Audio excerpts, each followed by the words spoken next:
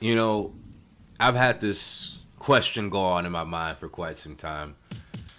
I want to say ever since Kingdom Hearts 3 was first revealed at, I think it was the E3 in like 2013, and the game didn't come out until 2019, I've always said, why exactly do game developers show a trailer, no, show a teaser of a game that will not come out until 10 to 15 years later?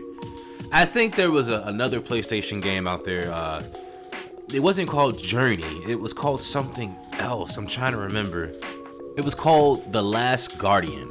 Now, if I'm not mistaken, they showed that game off back in PlayStation 3, and the game didn't come out until like 2016, I want to say, and then the game didn't even really do that well. But I've come to understand exactly why these developers do this, and it's not like something that's too deep or anything. It's just free promotion.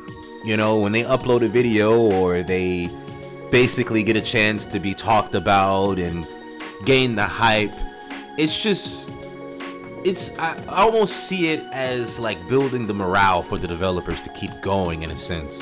But for games like Kingdom Hearts 4, where they showed the game off back in 2022, that game doesn't need any morale boosting.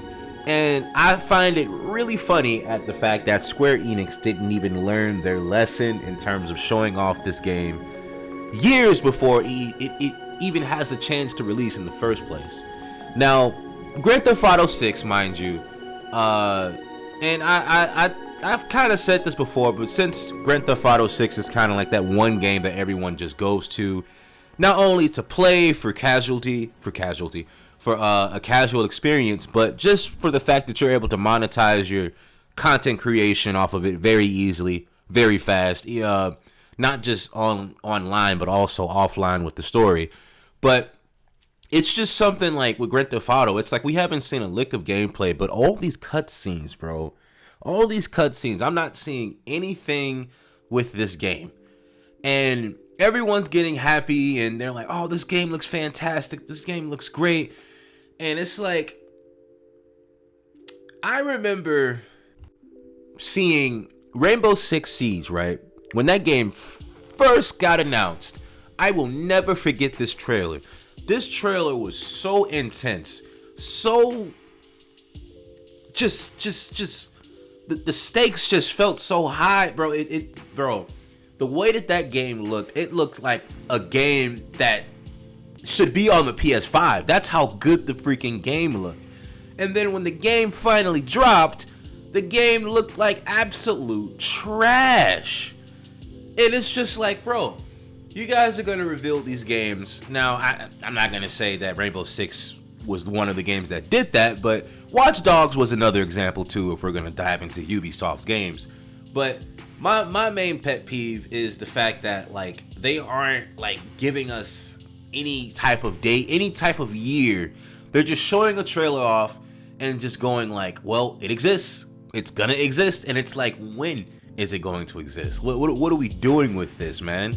But I don't really know, man. And Halo actually had the same thing too. Before Halo 5 Guardians, it was gonna be something else. And I'm not quite sure where the Spartan Lock character came from, because you know I came into the Halo 5 and then the Halo Infinite like a little later, because I didn't get my Xbox until later. But it's just situations where they might create trailers that might show something off, and it has nothing to do with the game. And you get instances and situations like that too. And it just, I don't want to restart the cycle of when I was a kid and you know it just took so long for a game to come out, and then when the game finally did come out, the game was like 4 or 6 hours long. I don't want to deal with that, bro. We're in 2020. We're gonna be in 2026 in less than 48 hours. Now we need gameplay trailers, bro. Gameplay trailers. Unless it's a teaser, right? If it's an official trailer, we need to see something. We need to see some third-person action, some overhead action, some first-person action, some turn-based, just basically the game. We need to see something, and we're not seeing anything.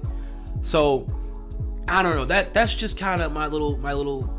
It's not really a rant. I'm just basically venting about how they do this strictly because they need to build up some sort of funding for their promotional videos that they create, whether it be from the Game Awards or hell, even the Super Bowl. You know what I mean? But yeah, man. Hopefully these games that they show off in the next coming days, they actually show a release day for every single one of them, at the very least a year. But yeah, man. What do you guys think about this this topic of discussion? Do you guys think that they should stop doing that? You guys think that they should keep it eerie and cryptic and unknown? Let me know down in the comments below. Make sure you guys like and or dislike. It's to your liking as always. And subscribe. Peace.